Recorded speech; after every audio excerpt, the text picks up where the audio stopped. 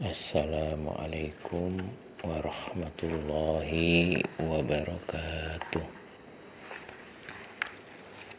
Alhamdulillahi ahad, Allahus somad, lam yalid walam yulad walam yakul lahu kufuwan ahad. Asyhadu an la ilaha illallah wahdahu la syarikalah wa asyhadu anna Muhammadan abduhu wa rasuluh la nabiyya ba'dah. Allahumma sholli wa sallim wa barik ala Muhammad wa ala alihi wa ashabihi wa man tabi'ahum bi ihsani ila yaumiddin. Amma ba'du. Para jamaah yang dimuliakan oleh Allah Subhanahu wa taala,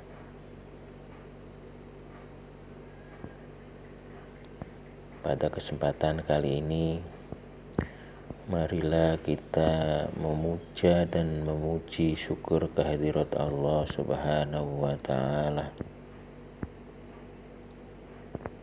Karena berkat nikmat, rahmat, dan hidayah dari Allah Subhanahu wa ta'ala, kita bisa berkumpul di majelis yang mulia ini tanpa suatu halangan apapun yang merintanginya.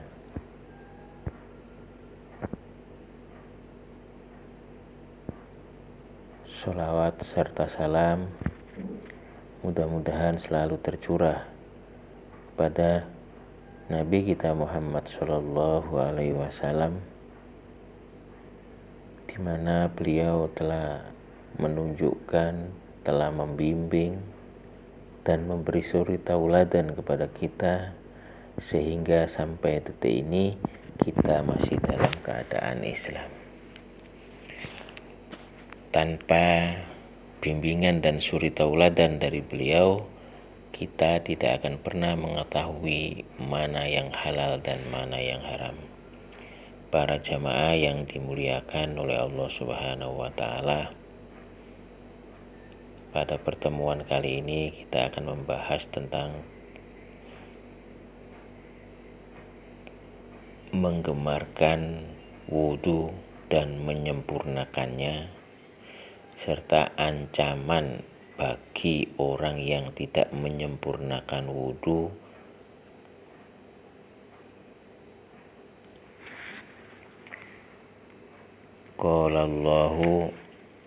Qala berfirman Allah, wa Allah ta'ala maha tinggi Allah, ya ayyuhalladzina, hai orang-orang amanu yang beriman mereka, idza kumtum, apabila mendirikan kamu, ilas sholati, ke sholat, fahsilu, maka basuhlah, wujuhakum, wajah-wajah kamu, wa aidiyakum, dan tangan-tangan kamu, ilal marofik, sampai siku, wamsahu, dan usaplah, biru'usikum, sebagian atau biru'usikum, dengan kepala kamu, wa arjulakum, dan basuhlah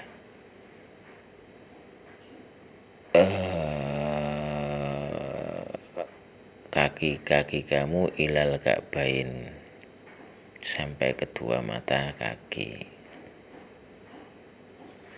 Al-Maidah ayat 6. Waqala, dan bersabda Sallallahu alaihi wasallam, Nabi Muhammad Sallallahu alaihi wasallam, miftahus sholati,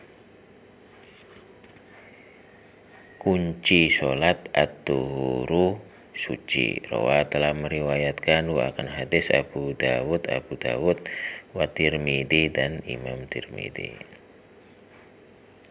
Kuncinya sholat adalah suci. Suci, baik suci dari hadas kecil maupun dari hadas besar, suci dari najis yang ada di badan, yang ada di baju, dan juga yang ada di tempat yang akan kita pakai untuk melakukan sholat. Waqala dan bersabda sallallahu alaihi wasallam Nabi Muhammad sallallahu alaihi wasallam, man barang siapa orang tawadhu'a yang berwudu orang, fa'aksana maka membagusi orang al-wudu'a akan wudunya, wasolat dan sholat orang, rok'ata ini 2 rakaat, lam yuhtis tidak hadas orang nafsahu akan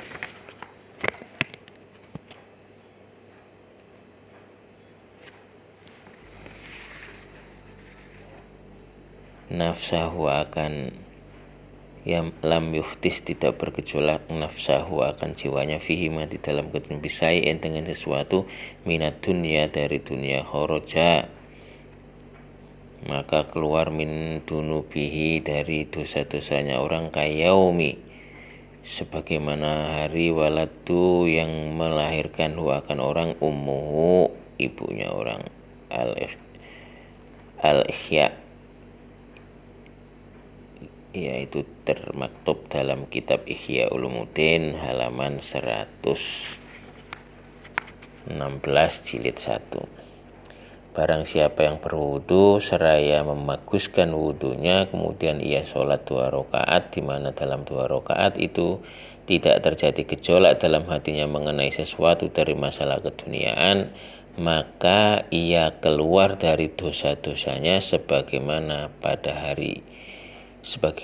pada saat ibunya melahirkannya. Waqala dan bersabda sallallahu alaihi wasallam Nabi Muhammad sallallahu alaihi wasallam, idza tawaddoa apabila berwudu al-abdu seorang hamba, fatamat mado maka hendaklah berkumur-kumur, khorojat keluar al-khotoya kotoran min fihi dari mulutnya, faidas tansar dan apabila beristinsar atau mengeluarkan air dari hidung, memasukkan air ke dalam hidung, khorojat keluar al-khotoya kotoran atau dosa-dosanya,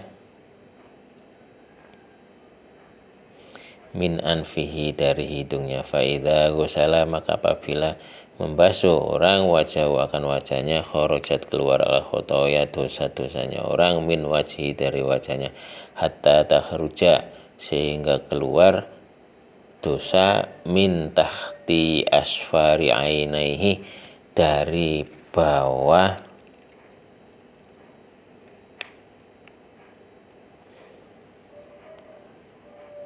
min tahti asfari ainaihi dari bawah dari bawah bibir kedua matanya, faida gosala maka apabila membasuh orang, yadahi akan tangannya, khorojat keluar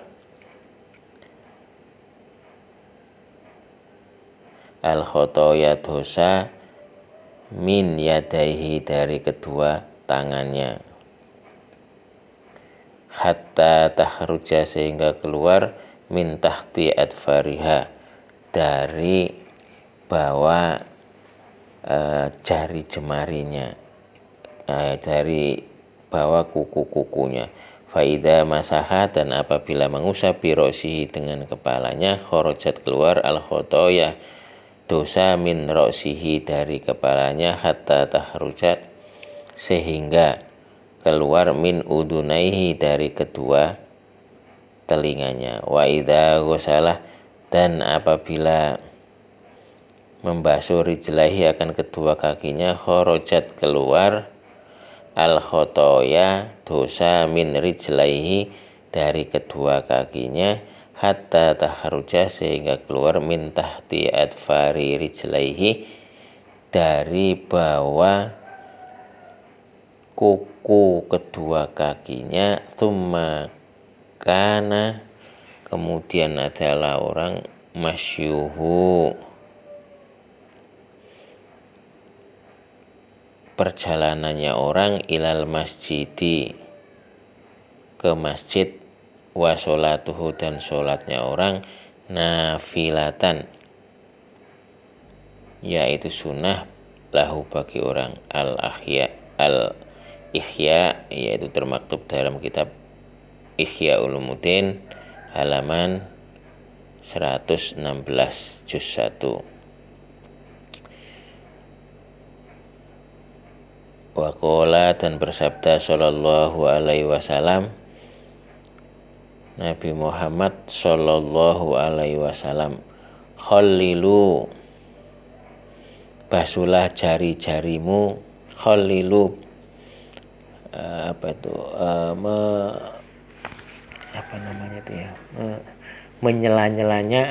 menyela-nyela kalian asobiakum akan jari-jari kalian, la yuhallilu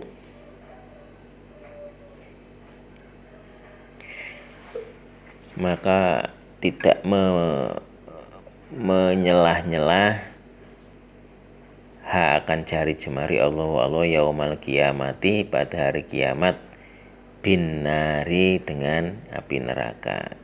Rawa telah meriwayatkan wa'an hadis ad-Daraqutni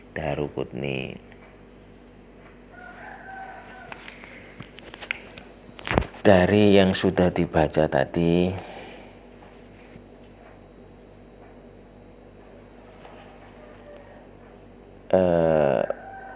Menerangkan betapa pentingnya menyempurnakan wudhu.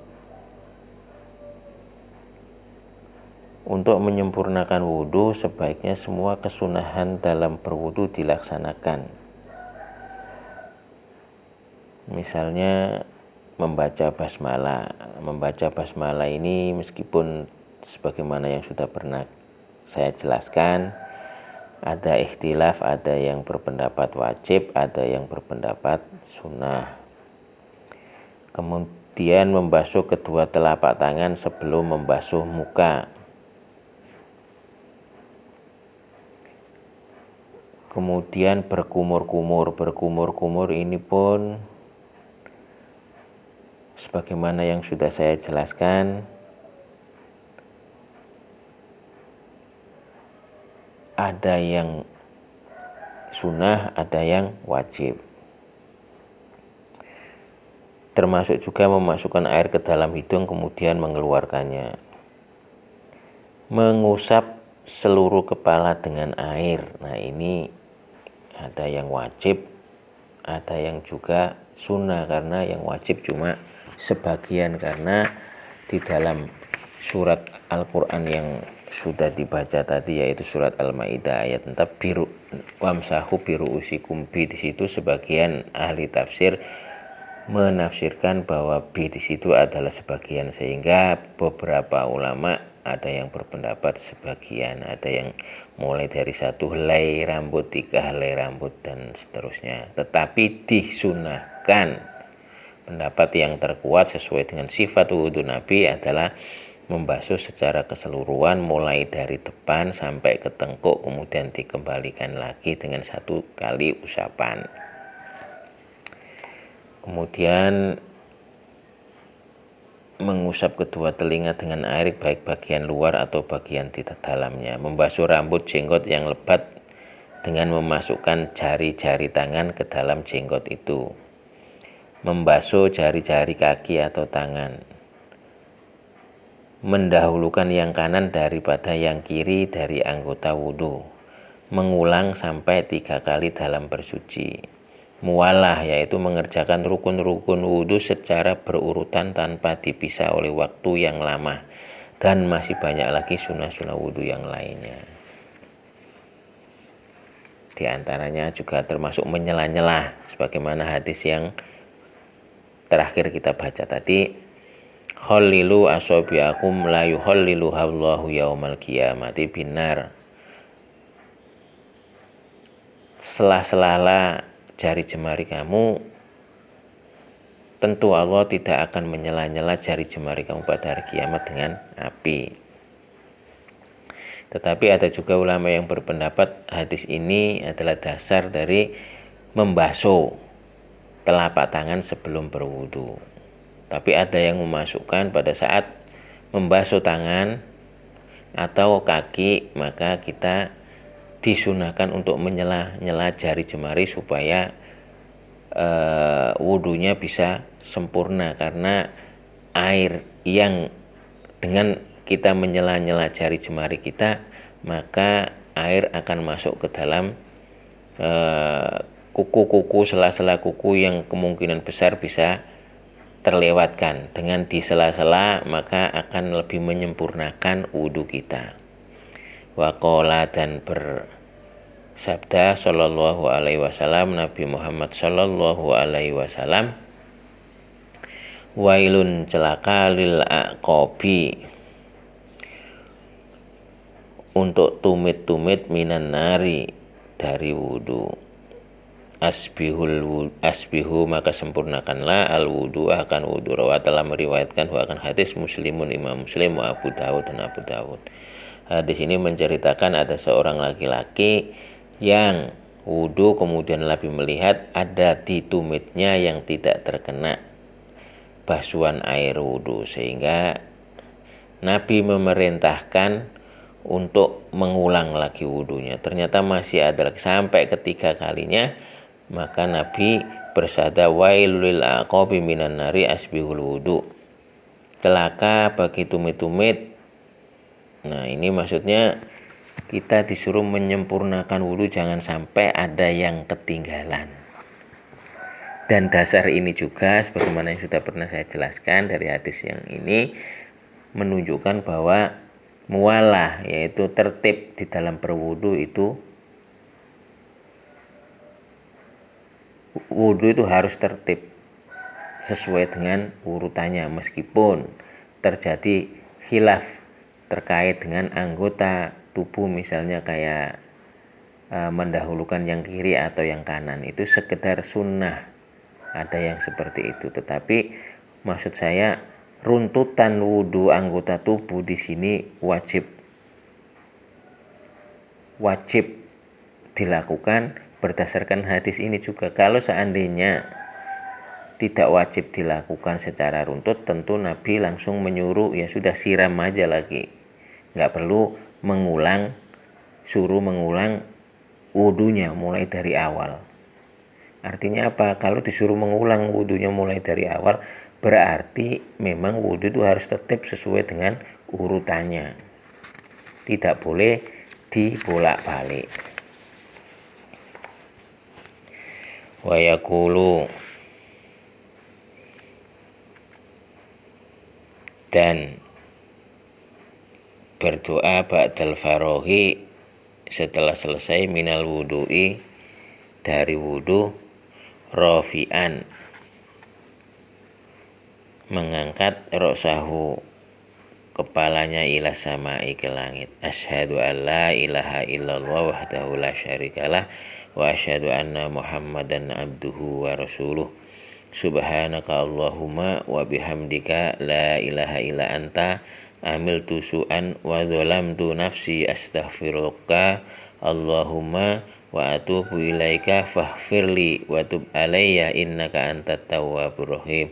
Allahumma ja'alni minat tawwabina wa ja'alni minal mutatahhirin wa ja'alni min ibadikas sholihin wa ja'alni abdan syakuron wa ja'alni adkuraka katsira wa usabbihaka bukrata wa asila. Ini doa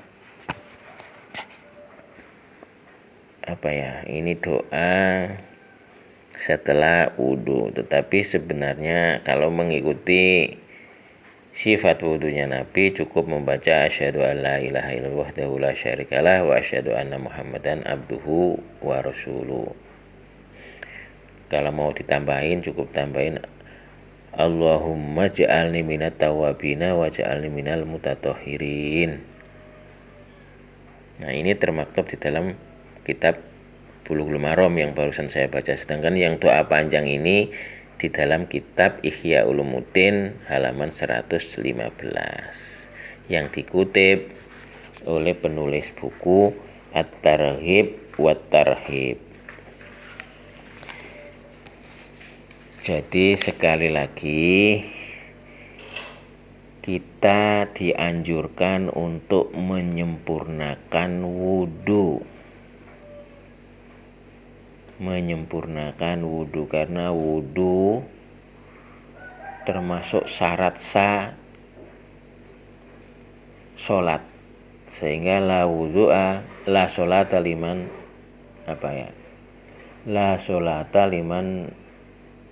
tidak ada sholat bagi orang yang tidak berwudu. Artinya wudu ini syarat sah sholat, sehingga sampai di hadis yang tadi celaka tumit karena tumitnya tidak terbasuh aja wudunya tidak sah, suruh mengulang lagi wudunya baru disuruh sholat. Sehingga sekali lagi ditekankan asbihul wudu, menyempurnakan wudu, karena wudu itu merupakan syarat sah sholat. Jadi jangan main-main dengan wudu. Demikian yang bisa saya sampaikan, mudah-mudahan bermanfaat, dan akan kita lanjutkan lagi pada pertemuan-pertemuan selanjutnya mengkaji kitab At-Targhib wa Tarhib. Demikian, terima kasih. Billahi taufiq wal hidayah. Summa salam. Wassalamualaikum warahmatullahi wabarakatuh.